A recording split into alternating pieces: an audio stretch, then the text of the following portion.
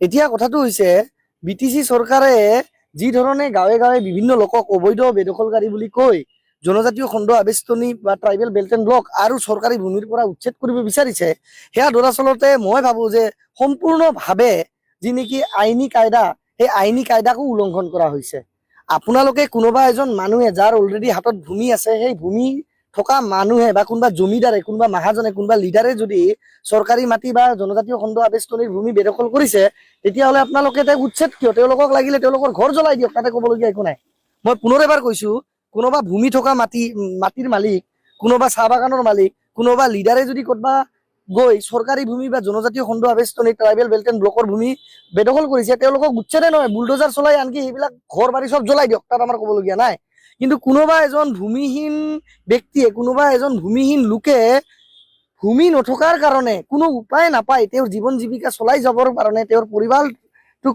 পৰিবাৰটোক তেওঁ পোহপালন দিবৰ কাৰণে তেওঁ যদি এটুকুৰা মাটি কোনোবা চৰকাৰী ভূমিত গৈ আছে, চৰকাৰে ৱেলফেয়াৰ ষ্টেট হিচাপে, what is India? India is a welfare state, কল্যাণগামী ৰাষ্ট্ৰ। তো চৰকাৰে কি কৰিব লাগে? চৰকাৰে কৰিব লাগে যে ৱেলফেয়াৰ ষ্টেট হিচাপে তেওঁলোকে ভূমিহীন লোকক ভূমিৰ পাট্টাই প্ৰদান কৰিব লাগে। আৰু বিটিচি চুক্তিত স্পষ্টভাৱে উল্লেখিত আছে যে 2003 চনৰ পূৰ্বৰ পৰাই বসবাস কৰা যিকোনো লোকে যদি ইয়াতে যিকোনো ধৰ্মৰ, যিকোনো গোষ্ঠীৰ, যিকোনো জনগোষ্ঠীৰ লোকে যদি ইয়াত বসবাস কৰিছে, তেওঁলোকৰ ভূমিৰ অধিকাৰ ইনটেক্ট থাকিব।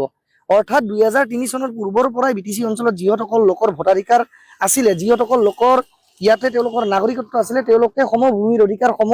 ৰাজনৈতিক অধিকাৰ, সম সম্পত্তিৰ অধিকাৰ তেওঁলোকে প্ৰাপ্য তেওঁলোকৰ সংবিধান অনুযায়ী। তো এই ক্ষেত্ৰত বিটিচি চৰকাৰে অলপ হলেও চেঞ্চিটিভ হ'ব লাগিছিলে। মই অনুৰোধ জনাইছো প্ৰমোদ বড়ো ডাঙৰীয়াৰ দৰে এগৰাকী ক'ব গ'লে ইমান দিন ধৰি ছাত্ৰ সংগঠন চলাই আহি আজিৰ দিনত বিটিচিৰ ৰাজগদিত বহিছে, তেওঁৰ দৰে নেতাৰ পৰা এনেকুৱা এটা ইনচেনচিটিভ, তেওঁৰ আণ্ডাৰৰ ডিপাৰ্টমেণ্টে ইনচেনচিটিভ কাম কৰিব বুলি মই অনুভৱ কৰা নাই। আৰু মই ভাবো যদি তেওঁৰ সেয়া ডিচিশ্যন নাছিল, তেতিয়াহ'লে বিটিচিৰ যি land revenue and disaster management department বা ভূমি আৰু ৰাজহ বিভাগৰ ছেক্ৰেটাৰী, এই ছেক্ৰেটাৰী গৰাকীক কিন্তু তেওঁ অতি সোনকালে নিলম্বন কৰক, বা ছেক্ৰেটাৰী লেণ্ড ৰেভিনিউ বিটিচিক ছাছপেনশ্যন কৰক। কাৰণ সিগৰাকী ব্যক্তিয়ে হয়তো আপোনাৰ যদি নিৰ্দেশ অনুযায়ী এই নোটিছবিলাক দিয়া নাই, তেতিয়াহ'লে তেওঁক আপুনি ছাছপেণ্ড কৰক। আপুনি আগত তন্নকে মানুহবিলাকক আগত ছাৰ্ভে কৰি চাওক যে যিবিলাক মানুহক আমি নোটিছ দিছো, আমি শুনিছো যে 17,000 পৰিয়ালক উচ্ছেদ কৰাৰ বাবে তাৰমানে এফিডেভিট দিয়া হৈছিল, বা 17,000 পৰিয়ালৰ তথ্য হিচাপে তাৰমানে সেই পৰিয়ালবিলাকক আগন্তুক দিনত উচ্ছেদৰ নোটিছ বা জাননী দিয়া হ'ব। তো গতিকে সেই 17,000 পৰিয়ালত অন্তত কিমান লোক হ'ব? নাই কৰি যদি আমি 4-5জনকেও ধৰো এটা পৰিয়ালত, তেতিয়াহ'লে নাই কৰি 60-70 হাজাৰ লোকক যদি আপুনি নোটিছ দিব লগা হয়, তেতিয়াহ'লে কি পৰিস্থিতি হ'ব বিটিআৰত? আজি শান্তি শৃংখলতা চব উভতি আহিছে বিটিচিত। যদি আমি আকৌ সেই আগৰ দিনবিলাকত ঘূৰি যাব বিচাৰো, তেতিয়াহ'লেতো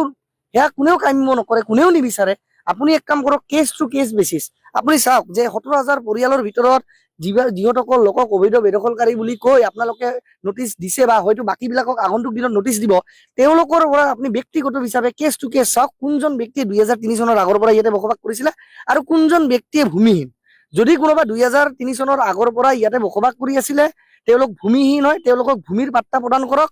বা উচ্ছেদ কৰিবলগীয়া থাকিলে যদি উপায় নাই, লাষ্ট অপশ্যন হিচাপে যদি উচ্ছেদ কৰিব লাগে কৰক, কিন্তু তাৰ আগতে তেওঁলোকক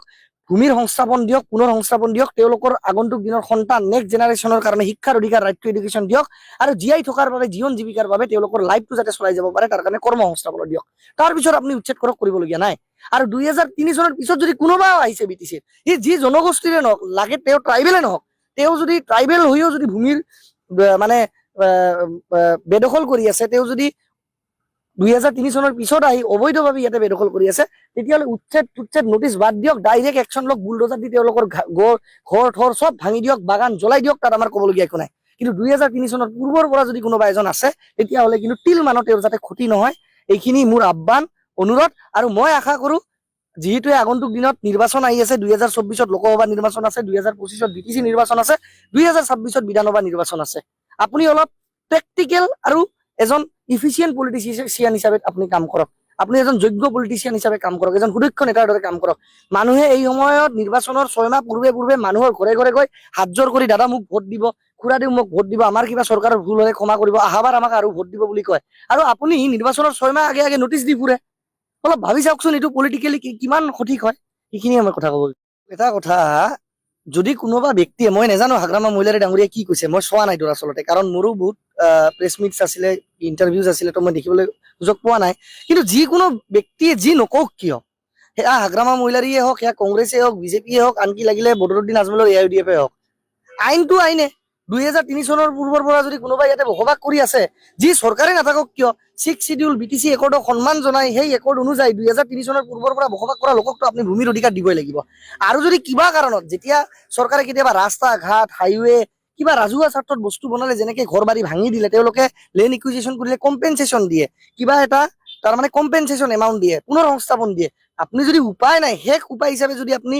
মানুহক যদি উচ্ছেদ কৰিবলগীয়া আছে তেতিয়াহ'লে সংস্থাপন দিবই লাগিব যদি প্ৰমোদ বড়ো ডাঙৰীয়াই সেই সংস্থাপনটো দিব নোৱাৰে তেতিয়াহ'লে বহু শুভাকাংক্ষী লোক আছে হয়তো হাগ্ৰামা মহিলাৰীয়ে দিব হয়তো বদৰুদ্দিন আজমলে দিব হয়তো কংগ্ৰেছৰ পৰাও আহি দিব হয়তো কালি পৃথ্বীৰাজ নাৰায়ণ দেৱ মেচ গৈও মোৰ যিমানখিনি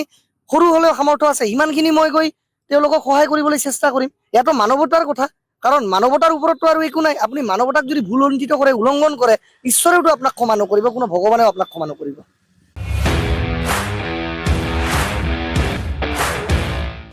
ইন্ডিপেন্ডেন্স डे स्पेशल अफार लाबोदों सेरफांगुरियाव थानाय फुंखा इन्टारप्राइज बाजाज शोरूमा